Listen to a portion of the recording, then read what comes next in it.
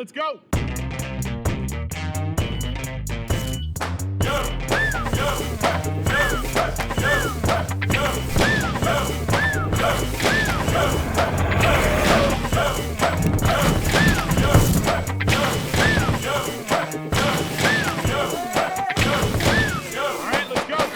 All right, we're in here. We've got our Carrier Summit this week. I've got my first guest, Mr. Russell Young with Averitt. How long you been at Averitt now, Russell? Because I've worked with you on and off for a little while now, but I think you've been over there for some time. I've been there a little while. I just completed 17 years, and I'm just now starting to feel like I've been there a little while. Yeah. I feel like a rookie for about 15 of those years, you know. People How, been there so long. I always like this question. How'd you stumble into freight?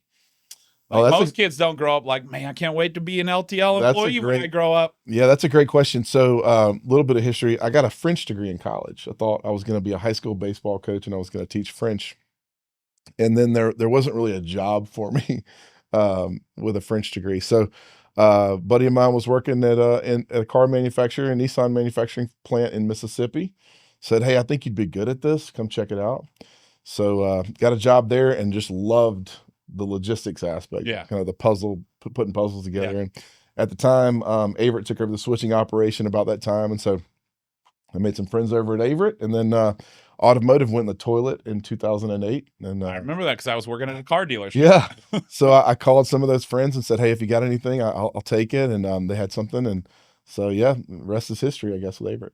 I will say transportation, albeit it goes through its own economic headwinds, is more of a recession-proof industry to a certain degree because everybody's goods still got to move. Yeah. They still got to get there somehow. So that was nice. As we're at the auto industry, I remember in 2008, that thing tanked through the roof. Yeah.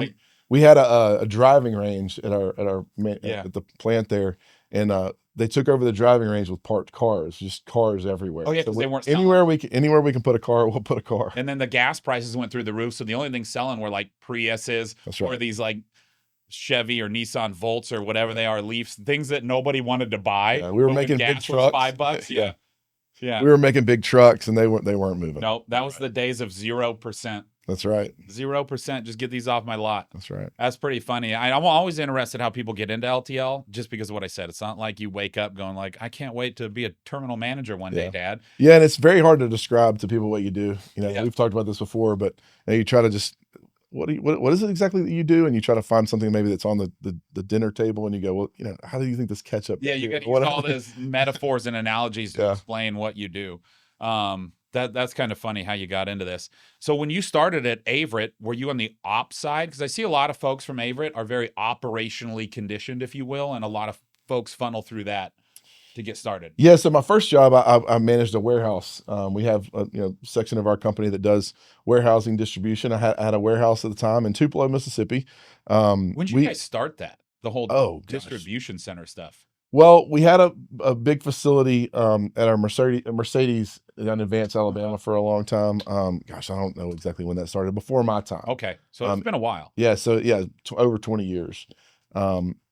So I started in that group, and again, during that time, things were really crazy. And so the company that we were managing a warehouse for decided to get rid of the third-party warehouse management team instead of getting their own people. So we lost that. So I ended up moving into pricing. So I did a lot of pricing for at like a local level or DC pricing for actually it was dedicated pricing. Okay, for our dedicated transportation group. So I learned kind of the ins and outs of how we price dedicated.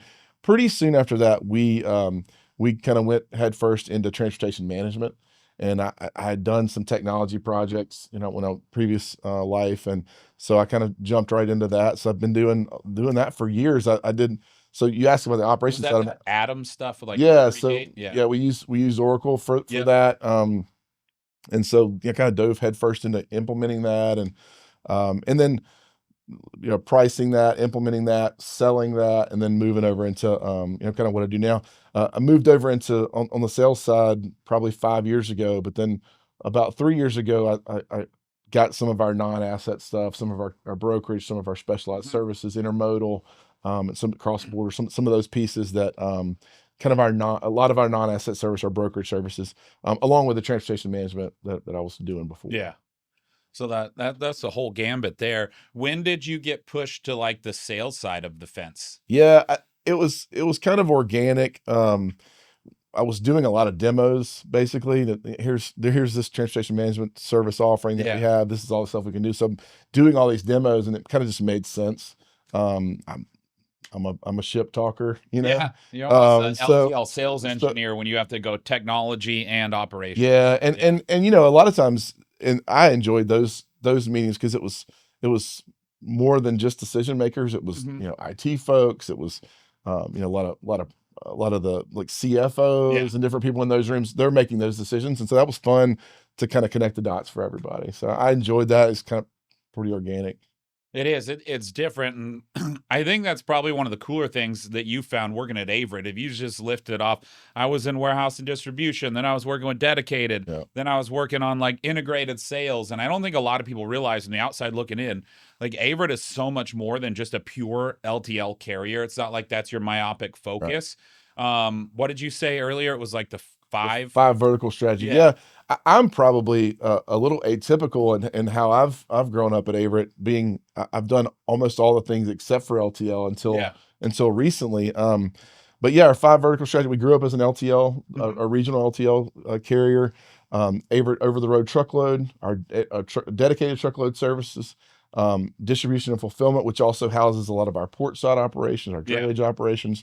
And then our Averitt integrated offering, which is the part that I'm responsible for, which again is transportation management, truckload brokerage, our specialized services, which is also our expedited offering, exclusive truck, as well as through our network, cross-border Mexico and Canada, and then our international group all reside in that integrated group. So yeah, that's an even more recession-proof model. We feel like, you know, it's a little bit more sustainable, and also we get to be kind of a one-stop shop for shippers. And you know, you're not always going to be the right solution across all of those services, but when you can offer them a solution, it's a really nice, you know, it's a really nice position to be in. Yeah, and I would think too, especially as Averitt evolves here with that power of one offering, and hopefully we'll continue this way. But I'm like seeing the near future is you guys figuring out how to connect all of these different disparate offerings that the customers are using and giving them one tool or centralized visibility to take advantage of these services, right? Because it is really cool. And I would think the more we can expose the digital footprint of that service offering, that can really take off and let customers experience what they normally, you know, have to go to all these different hoops to jump through to do business. Yeah, I think it's a thorn in our technology group's side where we're offering so many different things and sort of saying, well, but we need to be, you know, kind of seamless on the front end. And we've done a lot of things. That group, I shouldn't take credit for that. That group has done a lot of things to make it more seamless for the customer. You know, we've recently rolled out a new tracking visibility where you can track anything, any service you have, any type of pro number, bill of lading number that you have across any services on our website, which is really nice for the shipper for sure. But yeah, it is very difficult to make that easy and seamless for the shipper. I think that's one of the things I love about the MyCarrier platform is it makes the process of quoting and shipping very simple and seamless for the shipper. Yeah. Well, I love that because it's like you guys can stay in your lane and deliver best in class service and set up these new operations. I want to stay in my lane and figure out how to tie them all together, right? Through like offerings like Averitt Connect so that you guys can expose more of that to your customer, because I just do, like, people don't realize how much you guys do. And it is really neat. I sat through that presentation 2 weeks ago. Right. I didn't realize you guys were the largest hauler in the state of Georgia. Yeah. Yeah. We offer a lot of different things. And it's really been, we just go where the customer takes us to. Yeah. You know, the customer says, hey, can you manage this storeroom product? I mean, that's how our transportation management, you know, began, right? And those sorts of things. And so first right of refusal of opportunities. Exactly. And so, you know, just being a maybe yes first, and then what's the question next? Mentality has been helpful for sure. Well, one of the things I love too is, and I get the benefit of working with different carriers, and you get your publicly traded ones and your privately held ones. One of my favorites are the privately held carriers like Averitt. Mr. Sasser, who owns that, cares an awful lot about the employees. Like, I don't think a lot of people even realize that. Like, he's like, no, my drivers will be home every night with their families. Like, culturally, it's a big thing over there. Yeah, 100%. Yeah. Culture is everything. I mean, I think it's crucial to who we are. It's crucial to how we provide great quality service to our customers. And even in slim times, you know, that we're in right now, you know, being fair and managing our workforce real well, and just managing our costs well, and being good stewards of kind of what we have, and managing that well has been, it keeps us afloat and keeps us trucking down the road. But I would think with any customer who's looking at Averitt and looking at them as a long-term partner is like, great. I'm glad you're diversified, because I don't want you to have your back against the wall. We're going into year 2 of economic kind of hard winds in LTL, right? Down market. Right. And to see that you guys can be diversified, be there, be reliable. Your trucks are going to show up. You're still investing in the network. That's right. Right? You guys still buy new trucks. I was just in Atlanta. We're taking pictures with these new trucks. So. Yeah, doing that as well. You talk about investing. I mean, we're investing in facilities. Yep. Adding facilities, adding warehouses to some of our LTL facilities, building new facilities, purchasing new property for facilities in the future. So we're definitely investing in the future, while we're obviously managing costs as best we can. Yeah.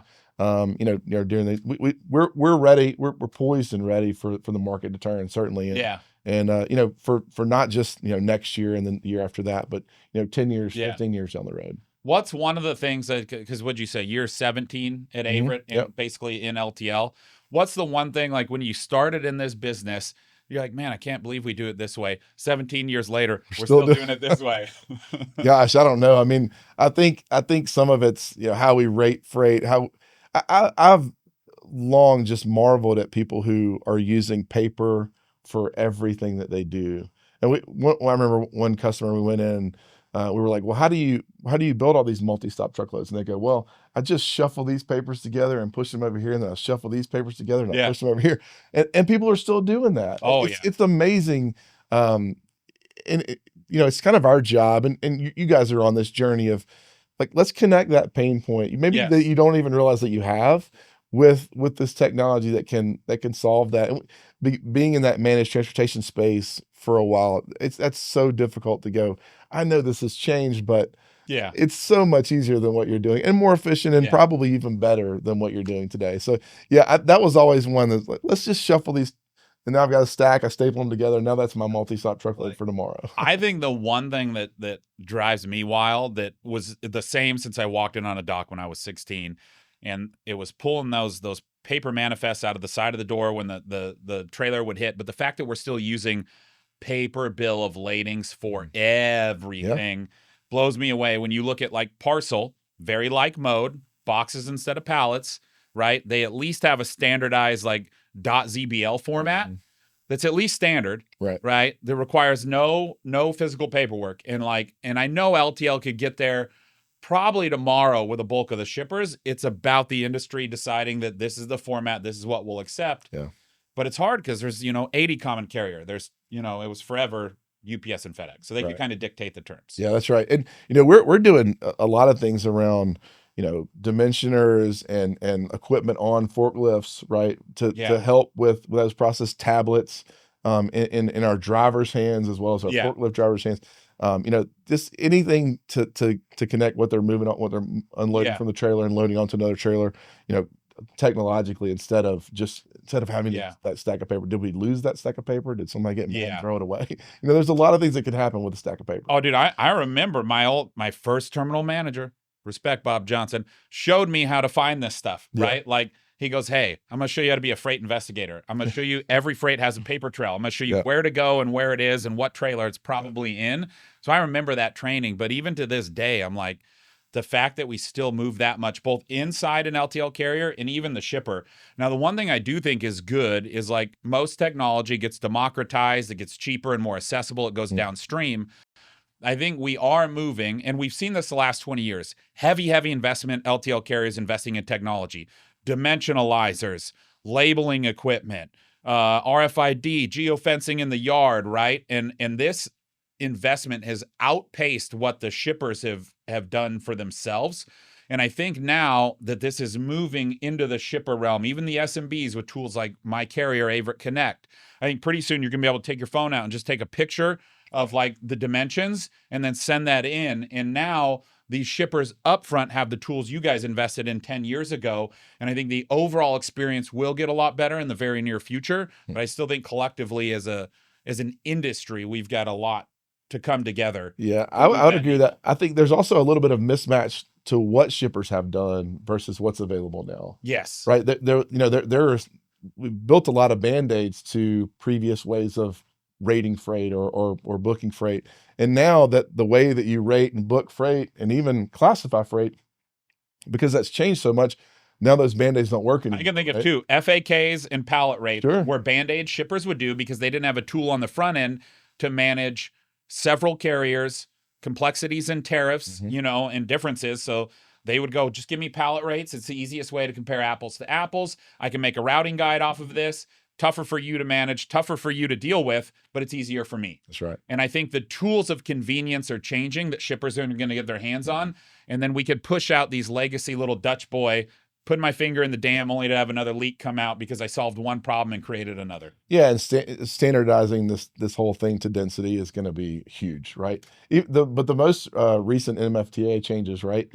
We found that shippers couldn't create bill of ladings anymore, right? They had to go find another tool to go through a dimensioning calculator, tell them what the class was now, it's fast moving. It's now. I think it's been slow moving for a long time. Yeah, but I think things are. I literally was just in Atlanta, sat with a guy. He's the owner of the company, totally wearing multiple hats. Right. Shipping person called in sick. He was like, I got to cancel the meeting. I don't have time to deal with this. Showed me his class problems, and he goes, I don't know what class is. This doesn't make sense. What's density? You could just tell. He's like, this isn't my world. Yeah. And I go, well, this is really easy. Put your information in here. I looked at his commodities. I go, you're sub 13. You're density based on everything. This is easy. Just put in accurate weights and dims, and this thing will tell you the class every time. It doesn't have to be a guessing game. And I don't think people realize, especially shippers like that these tools are out here, because that's not his area of focus. His area of focus is his customers and his product and selling, stuff to restaurants. Yeah, you bring up a good point too about it's certainly your workforce is becoming younger, but it's also just becoming newer, right? Yes. So these people don't understand, the way LTL has been done historically. So if you explain it to them, it is rather confusing. It is rather confusing, and it takes forever for them to pick that up. So these new tools, they're able to pick up quickly. Yeah. And I think they will be, as things standardize a little bit more, I think they will migrate more towards software like what you guys offer and others, just to simplify that process. Yeah.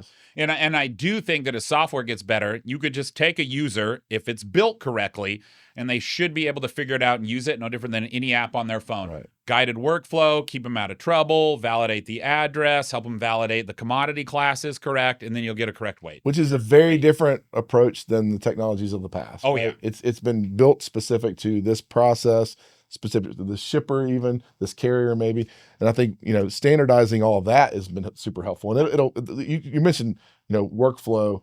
Yeah. I mean, if you can just walk through we all do this in our daily life, to book a rental car or whatever it is, you go through a workflow, build that same thing out for these shippers and these new workers, new workforce, they'll be able to pick that up. Oh yeah. And the real thing that frustrates me with shippers when I've probably been to 150 this year, is they get so myopically focused on the speed to getting a rate to determine the routing, but they're not even thinking, is this rate accurate?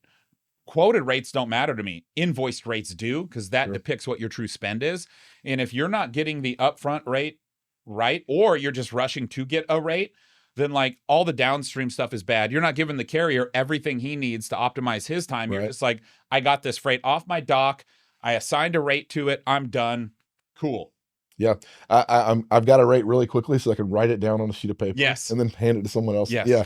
I think you're right. And it's because it's more efficient to the carrier for processes like this, that, the density's there, right? The DIMs are there. That makes, our, on the carrier side, much more efficient, more accurate when we invoice. Yeah. Less claims, less additional charges, less just mismatch of what the process needs to be. So, I agree. It's making the whole process more efficient is going to be key across the board. Yeah, it can get you better pricing. Yeah. If all this stuff is accurate. That is where I think this needs to go. I think as an industry, and we're getting really close to figuring this out, as e-bill lading comes out, and as we start to understand that we can reduce driver dwell time, we can get in and out faster, We can auto bill this stuff. I think we're going to get really close at you as an LTL carrier being able to go back to Mr. Customer and say, hey, because you've done business this way, I'm going to minimize the impact of a GRI, or I'm going to be able to share the savings with you that I'm receiving, right? And move forward. I think until we have an incentivization pathway, it's going to be hard to change complete behavior and just say, hey, I need you to do this because it's better for me. Yeah. And we need more what's in it for you. And at a minimum, the carrier is going to be able to see that the data that they're getting is accurate, yes, and price it accordingly. Like at the bare minimum, there's less hedge in all of that, and so everybody wins there. Yeah. Right? So I think that's going to be, again, at a minimum of where we can get to with this. Yeah, no, I'm excited about that. It seems like at Averitt, and correct me if I'm wrong here, and maybe it's just from me on the outside looking in, it seems like the distribution that you guys do, the distribution center, is growing really fast. Like you guys just keep opening new facilities. Yeah, and it's a really nice model because we've attached a lot of them to LTL service centers. It's like, well, let's just section off 20,000 square feet here, 10,000 square feet here. So it's been really nice, and our model's maybe a little different. We don't require a long-term contract for that. We want that freight. Oh, so like if I'm seasonal, like Spirit Halloween, and I want to store something in the Southeast for 3 months, I can do that with you guys. That, or if you're moving into a new distribution center and it's not ready. Yeah. We have a lot of that. But yeah, we also have large facilities. Probably overflow too, like people need to manage their overflow. Yeah, absolutely. And a lot of people, for a long time, they were building forward DCs and they just weren't ready to hit that market. So we need, we've got some space for you to do that for a time. But yeah, we do have large facilities: Atlanta, Nashville, Dallas, and then we've got facilities tied more to the port: Charleston, Savannah, Mobile, Houston.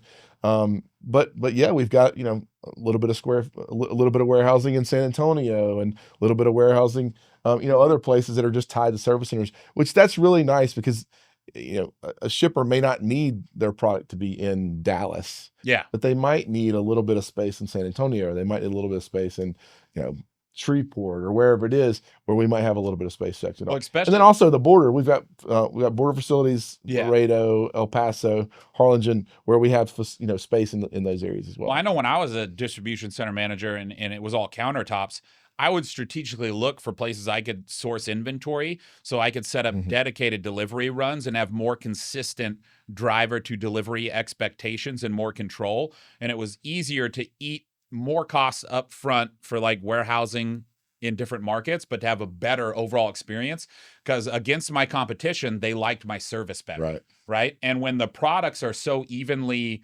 compared from a price and quality standpoint, you got to win in other areas. And I think some people don't realize that when you set up a good supply chain network, you make it different by how you deliver your end product. Yeah, one of the things that we've been able to do, I think that's been real beneficial for us and for our customers, is we get in on that process early, and they say, this is what I'm trying to do. And we say, well, hey, what about, we've got space here and we've got space there, and what about inland port, or what about these other options? So when we can get in there and kind of help them design it, they trust us from just because of kind of culturally who we are. They trust our quality, and then we're able to kind of help them design some of those things. And some of them work out and some of them don't, but that's a really nice space for us to play in a little bit, to say, what if you did this in Charlotte? What if you did this, instead of Atlanta, what if we did, some other facility, or with Birmingham or something. We can save you some money doing that. And I love that design process that we go through. It's that distribution fulfillment group is awesome, and they really want to get in alongside of our shippers and kind of build it out. That's kind of their dream. That's probably why you guys keep racking up that Mastio gold, man. You guys just get in there and do a good job for the customer. Yeah, fingers crossed for this year. I guess we'll see. There you go. I'm sure you guys will do a good job, especially in your Southeast area. You'll continue to reign big on that.